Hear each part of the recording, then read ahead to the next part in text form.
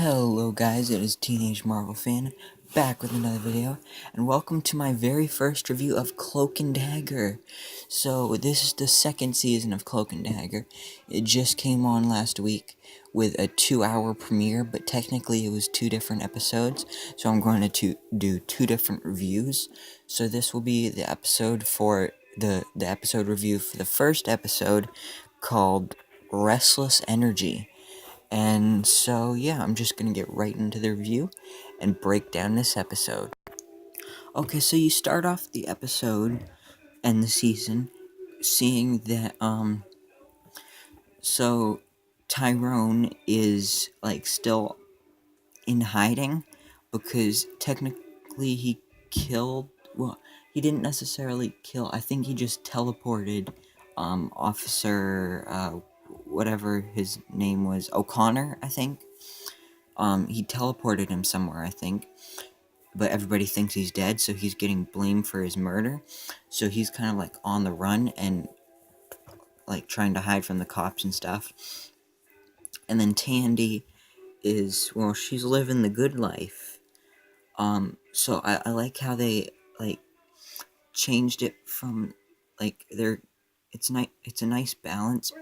Like in I'm just talking gibberish here, but anyway, like in the first season, at the beginning, Tandy was like the darker one, and Tyrone was the happier, normal teenager, lighter character.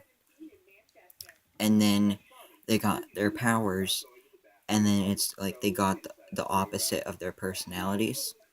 So now, in this season, their powers kind of match their personalities or what they're going through. So Tandy's having a good life. She's going to ballet lessons. She's in a good spot with her mom. And then, Tyrone, well, like I said, he's on the run, but hanging out in that old church, which is also, I think Tandy's living with him there too. So that's nice. And alright, just wanted to turn down the brightness on my screen here so it's looking a little better.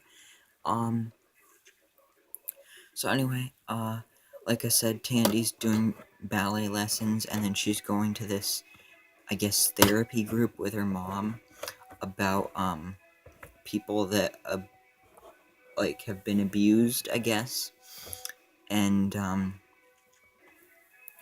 so Tandy's still mad at her father, even though he's dead, but she found out that he abused her mother. And then there's another girl at the meeting named Michaela, and then she tells her story about her boyfriend and how he's abusive.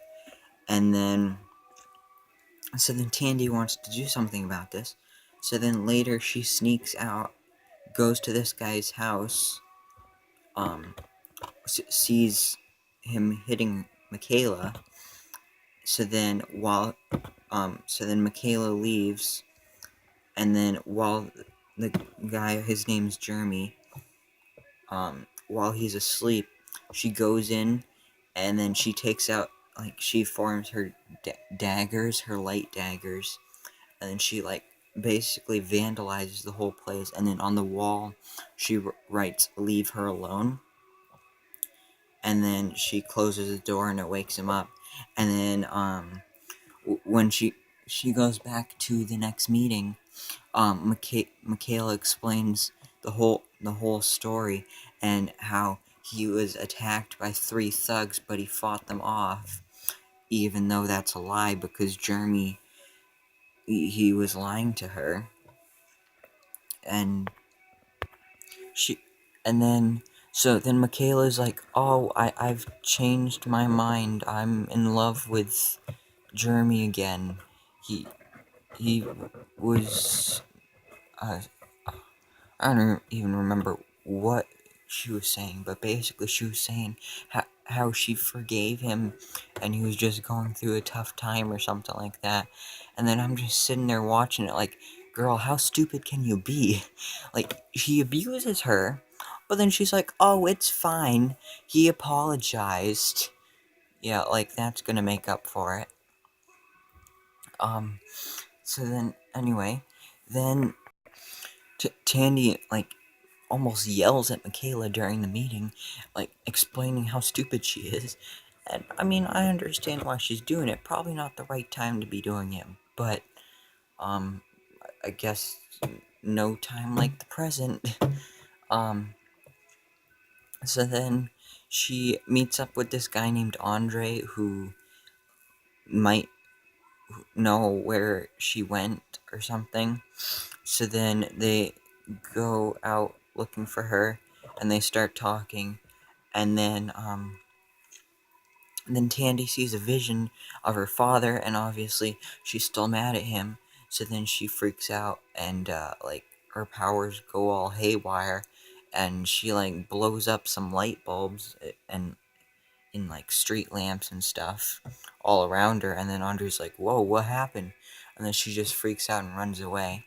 Then once he catches up to her, she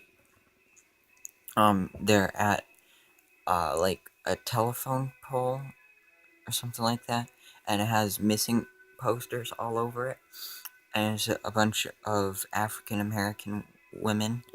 And then Tandy's like, "Why are the like cops and like news people not down here reporting about this?"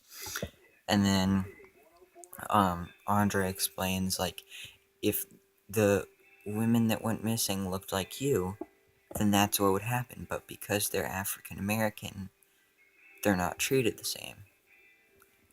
And that's just wrong, man. Like, it's all about equality. Everyone is equal. So, yeah. Okay, and then I will discuss Tandy's storyline a little later in the video, because now I have to discuss what Tyrone was doing in this episode. So, like I said, he's kind of more isolated because he's like hiding, and he's living in the church place. So, like, he can't talk to his parents or anybody like that. So he kind of like spies on them. So that, and I think that was a nice idea and a good choice to have on this show, because especially for this character, because he's used to being that teenager that has like a normal life, and like he comes home from school, he hangs out with his parents and stuff, and it's pretty much a normal life.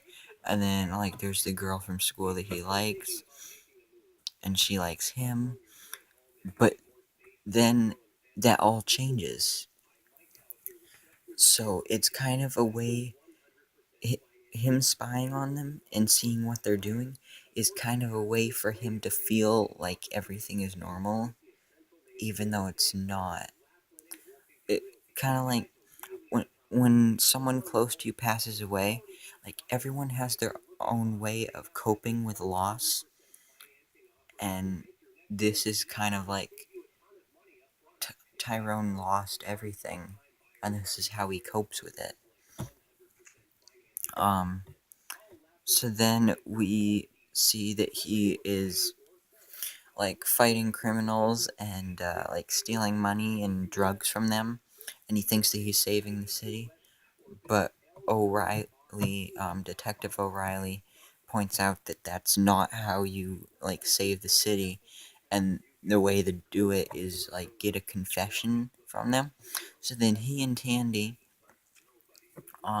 they decide to go to this club because they find out that these two gangs are having a giant meeting, and then they're gonna record it.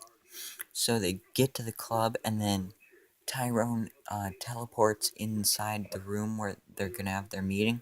He puts a recorder thing underneath the table and turns on and goes back out. And then they decide to wait until it's over so they can go back and get the recorder thing. And then so then they decide to like have some fun, take advantage of their environment, and they party, they start dancing. And this is like last season we didn't really get to see either one of these characters actually have fun or enjoy their time together. And that's what I like about this season so much so far, is because last season it was about developing their friendship. Like, they weren't really that close because they still had to learn about their powers and they kind of didn't like each other. But now, after 8 months have passed, they're really close. Like, they're living together and stuff, and they just have fun together. And I like that dynamic. Like, they have a really good chemistry together. Maybe some point in the future of the show, they'll have a romantic relationship. Not too sure if that's gonna happen, but I guess we'll just have to wait and see. So anyway, they're partying, they're dancing, and then they look over at the door, to that meeting room, and then they see a head get smashed through the window, and there's blood all over the window. So then obviously they go in there, they see what's happening, and then everyone in there is just dead. Like, everyone, nobody in there is alive. Like, there's dead bodies all over the place, scratch marks all over them. And then there's this one dead body that is, like, lying next to some kind of symbol that was, like, almost, like, drawn or something. Like, it was kind of like it was a piece of art that was, like, made out of cocaine, I think, which was kind of messed up, but it was some kind of symbol, and Tyrone recognized it. But then they called O'Reilly. She showed up. She yelled at them, got them out, so that they wouldn't be blamed for that. And then she had to clean up the mess and stuff. Because that's pretty much what she does now. She just cleans up their mess. So then we see later that Tyrone goes to, and oh wait, actually, never mind. I just realized that that was the end of the first episode, pretty much. So yeah, I will post my review of the next episode probably tomorrow night, unless some other big news comes out. So I'll post the other review tomorrow night, so then you can find out what else happened, and find out my opinion on what happened.